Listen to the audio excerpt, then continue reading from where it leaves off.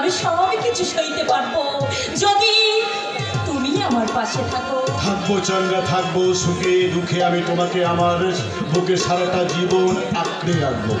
চন্দ্রা, বলো তো আজ এই মুহূর্ত থেকে আমি তোমার কে? তুমি আমার মনের মানুষ, মনেরই ভিতর। তুমি আমার মনের মানুষ, মনেরই ভিতর।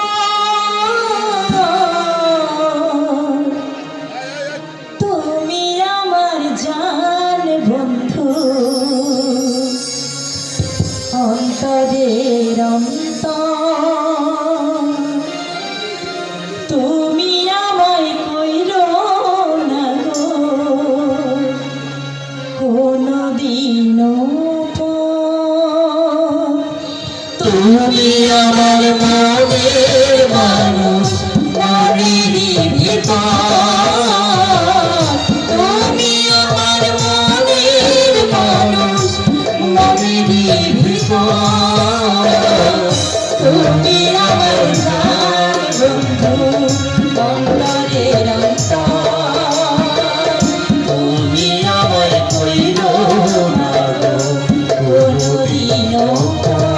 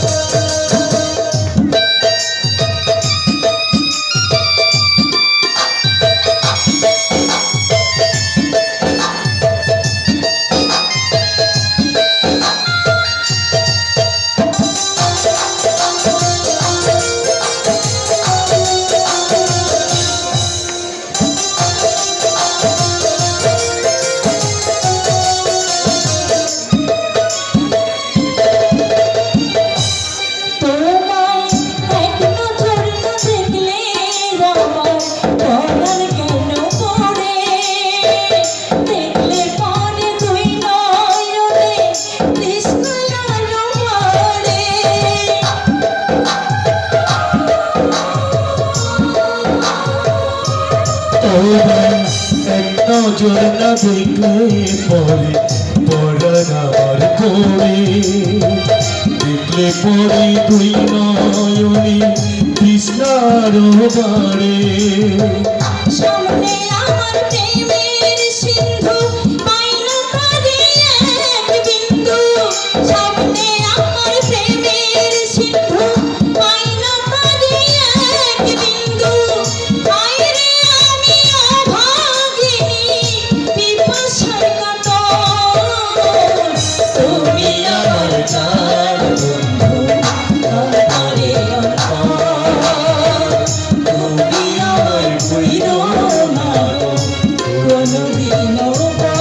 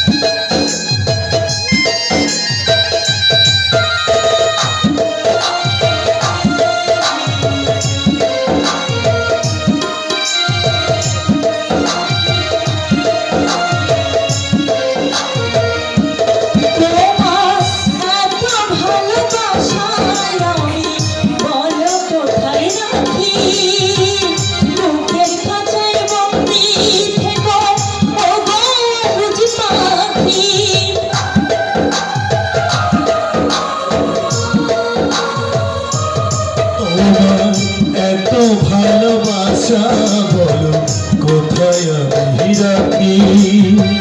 বুকের খাঁচায় বন্দি থেকো ও গবজ পাখি। তোমার প্রেমে আমি অন্ধ, ফিরে যাওয়ার পথ বন্ধ। তোমার প্রেমে আমি অন্ধ, ফিরে যাওয়ার পথ বন্ধ।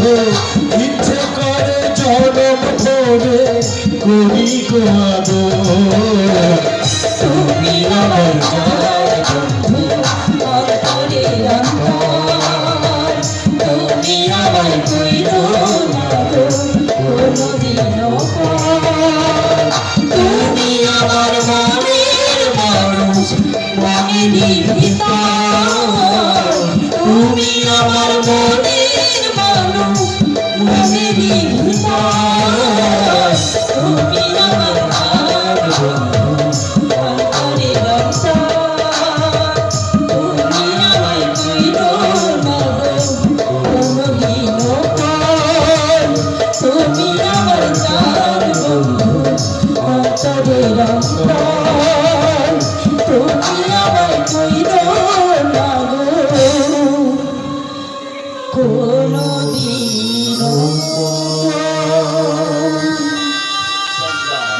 আমার জীবন পথে কুড়িয়ে পাওয়া রক্ত তুমি, আমি তোমাকে সারাটা জীবন আমার বুকে ধরে রাখবো। আর তুমি তোমার স্নেহ মায়া মমতা ভালোবাসা দিয়ে সকলের মন ভরিয়ে হয়ে থেকো ওই রাজবাড়ির আদর্শ রাজবধূ।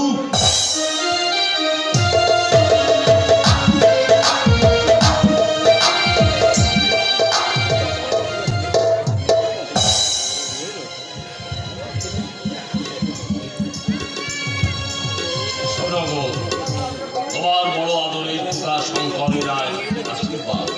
তুমি মা, তাকে ছেড়ে তোমার দেহটা চলে গেলেও আমি জানি তোমার আত্মা কখনো যাবে না গো। এই 15 দিনে তুমি তোমার ছেলেকে একটু আশীর্বাদ করো গো, একটু আশীর্বাদ করো। মানুষই কি হয়েছে? আরে তুমি এখানে ওদিকে আশীর্বাদের সময় চলে যাচ্ছে। হ্যাঁ তাই তো চলো ষোলকের মধ্যে অন্তত আশীর্বাদের কাজটা শেষ করে ফেলি। চলো। কিন্তু আশীর্বাদ করবে তাকে ছেলে কোথায়? শঙ্কর বাড়িতে নেই। আমার পুরা কপাল ছেলে ছেলে করে সে কখন থেকে প্রাণটা আমার ছটফট করছে, অথচ ছেলের আমার দেখা নেই। এদিকে ধান দুবো চন্দন বাটা সব কমপ্লিট, ছেলের কথা নেই। এখন আমি কি করি? আচ্ছা আমি দেওয়ানি কোথায়? আর আমি কি করে বলো, বাড়িতে এখন একটা কাজ আর সেটি একবারে মুখো হলো। তাই তো দাদি তোমার সমস্যার কথা এখন। ওগো কাছারি বাড়িতে কাউকে পাঠালে হতো আরে না? পাস করো সে পথ যেতে আসতে তো সময় চলে যাবে। তাও তো বটে, কিন্তু ওগো মান সম্মান যে চাই। দাও আমার মাথার মধ্যে কেমন যেন সব কিছু গোলমাল হয়ে যাচ্ছে। আমি বুঝতে পারছি না এখন আমি কি করবো। কাছারি বাড়িতে কাউকে পাঠালে হতো না? আর কাউকে পাঠাতে হবে না রাজবাহাদুর, আমি এসে গেছি। এসে কিন্তু পারো, এসেছো কিন্তু আমার শঙ্কর, আমার শঙ্কর কোথায়? মানে খোকা বাবু, বাবু, হ্যাঁ বলো ও কি মাথা নিচু করছো কেন? বলো না আমার শঙ্কর কোথায়? কোথায় আমার শঙ্কর? বলো আমার খোকা বাবু, খোকা বাবু কি হয়েছে বল, কেমন আছে আমার কিছু শঙ্কর? হয়নি রাজবাহাদুর, কিছু হয়নি। তবে খোকা বাবুর বিয়ে হয়ে গেছে।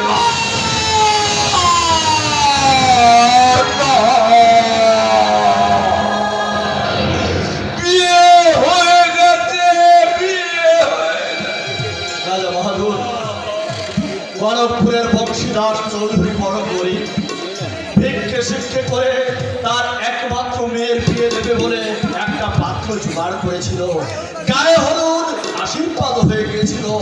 গতকালই ছিল বিয়ের দিন। হঠাৎ সন্ধ্যের পর ওই ছেলের বাড়ি থেকে খবর এলো যে বিয়ে হবে না। শুনে বংশীদাসের মাথায় পড়লো বাজ, এটা অজ্ঞান হয়ে পড়ে গেল। বংশীদাস ছুটতে ছুটতে এসে আমার খোকা বাবুর পা দুটো জড়িয়ে ধরলো। বিশ্বাস করুন, খোকা বাবুর ইচ্ছা ছিল ওই গ্রামের কোনো একটা ছেলের সঙ্গে তার মেয়ের বিয়ে দিয়ে দেবে, কিন্তু বিশ্বাস করুন রাজা বাহাদুর, কেউ ওই মেয়েটাকে বিয়ে করতে রাজি হলো না। শেষে উপায় অন্ত না পেয়ে আমার খোকা বাবু নিজেই খোকা বাবু নিজেই সেই মেয়েটিকে বিয়ে করে। আজকে হ্যাঁ রাজা বাহাদুর, বৌমাকে নিয়ে ওই খোকা বাবু কাচারি বাড়িতে উঠেছে। আমি আনবার সময় আমার হাত দুটো জড়িয়ে ধরলো, বলল কাকা বাবু আমার বাবাকে আমার প্রণাম জানিয়ে বলবেন আমি তার এমনই হতভাগ্য সন্তান যে তার কথা আমি রাখতে পারলাম না। একটা গরিবের মেয়েকে কলঙ্কের হাত থেকে উদ্ধার করে আমি যদি কোনো অন্যায় করে আরো দুঃখ আরো রাজা রতিন চৌধুরী নিজে এসেছে আমার শঙ্করকে আশীর্বাদ করতে। আমি নিজে গিয়ে তাকে নিমন্ত্রণ করে এসেছি। আমি পাঁজি দেখে নিজেই বিয়ের দিন স্থির করেছি। এখন আমি কোন মুখে তার সামনে গিয়ে বলবো, কোন মুখে তার সামনে গিয়ে আমি বলবো যে বিয়ে হবে না? বলো বলো দুঃখ আলো তুমি, আমি কেমন করে সামনে গিয়ে সব কিছু জেনে শুনে আমাকে অপদস্থ করলে, আমার উঁচু মাথাটাকে হেট করে দিলে, সকলের কাছে আমাকে মিথ্যাবাদী, আমাকে প্রতারক, একটা কি বলছো তুমি? ক্ষমা করবো ওকে? আমি ক্ষমা করবো ওকে? ক্ষমা না, আমার মুখে চুনকালি মাখি যে সন্তান মহত্বের পরিচয় দেয় তাকে করবো ক্ষমা, তাকে করবো আমি আশীর্বাদ। এছাড়া আমার খোকা বাবুর অন্য কোনো উপায় ছিল না। তবু এ ক্ষমা নেই। বাহাদুর, তাও তুমি দুঃখ আরো রাজা রতিন চৌধুরীকে তুমি আমার কাছে দেখে। রাজা বাহাদুর, আমি বলছিলাম কি যে ওনাকে এখানে ডেকে না এনে আমি নিজেই না হই। তুমি যাও দুঃখ। যাচ্ছি রাজা বাহাদুর।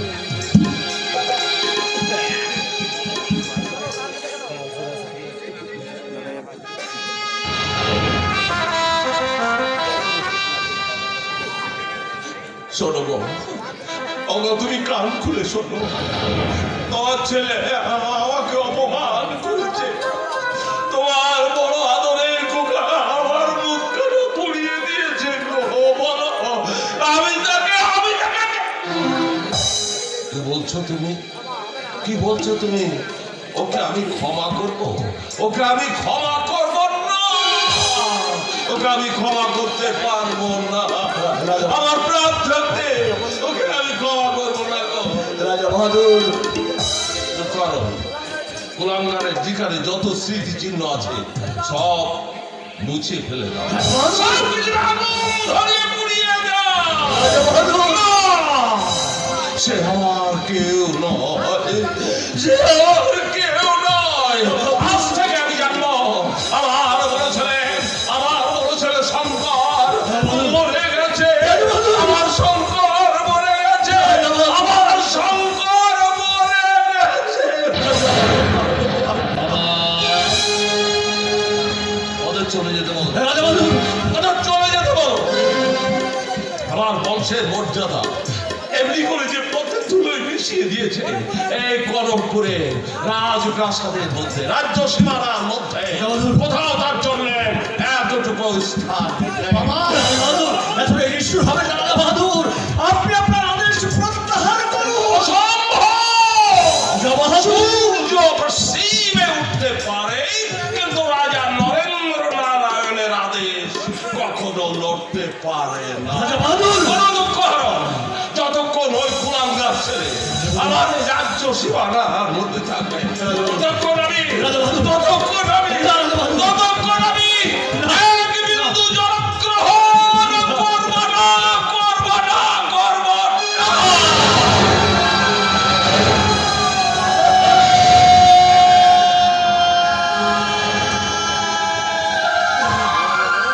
আপনি কি করলেন রাজা বাহাদুর?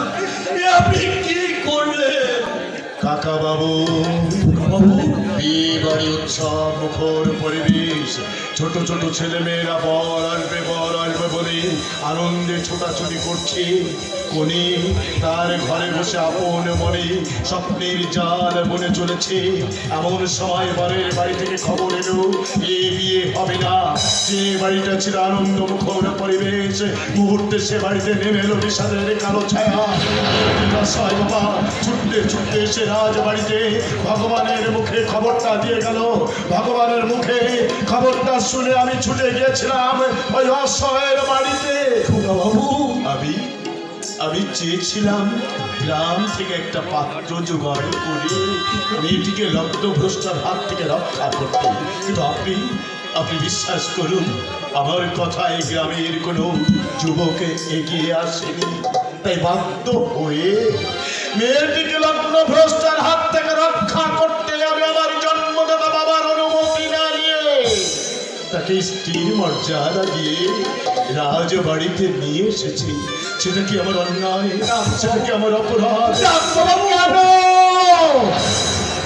কেন আমার জন্মদাতা বাবা আমার একটি কথাও শুনতে চাইলেন না, একটি কথাও জানতে চাইলেন না? আমাকে অবাধ্য পুত্র আখ্যা দিলে, এই বাড়ি থেকে চিরতরে চলে যেতে বললে বাবু। কি আমার জন্মদাতা বাবা আরো বললে আমি এই রাজবাড়িতে থাকলে তিনি জল স্পর্শ করবে না কাকা।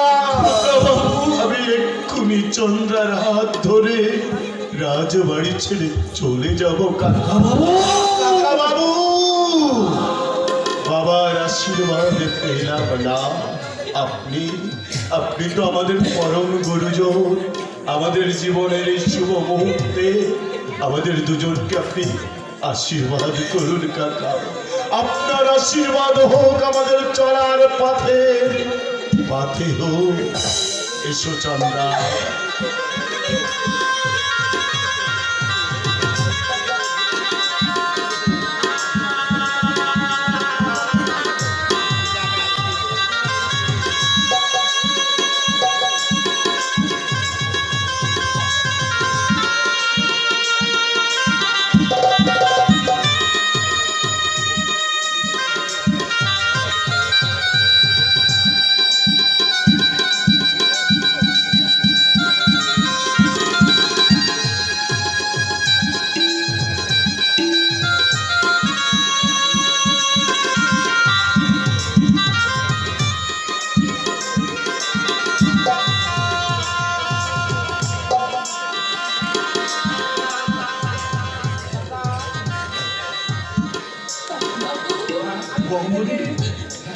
কাকাবাবু, আমি গরিবের মেয়ে কাকাবাবু। দয়া করে এই দেবতা আমাকে পায়ে ঠাঁই দিয়েছে। আপনি আমাদের আশীর্বাদ করুন কাকাবাবু। জীবনের সমস্ত দুঃখ কষ্টকে জয় করে আমরা যেন বেঁচে থাকতে পারি। বাবার অভিশাপ যেন আমাদের মাথায় আশীর্বাদ হয়ে চলে পড়ে। আমি তোদের যেতে দেবো না বাবু। আমরা এই বাড়ি ছেড়ে চলে না গেলে আমার বাবা যে জল স্পর্শ করবে না। তাহলে চল খোকা বাবু, আমার ওই ভাঙা ঘরে তোদের আমি লুকিয়ে রাখিনি। তারপর রাজা বাহাদুরকে গিয়ে বলবো আমার খোকা বাবু এ রাজ্য ছেড়ে চলে গেছে। কাকা, তবু অভিমান করে তোরা এই রাজ্য ছেড়ে চলে যাস রে। কাকা, আজীবনে প্রাণ যে সত্য রক্ষা করে এসেছেন, আজ আমাদের জন্য আপনি আমার বাবার কাছে মিথ্যাবাদী হবে। ওই হব মিথ্যাবাদী,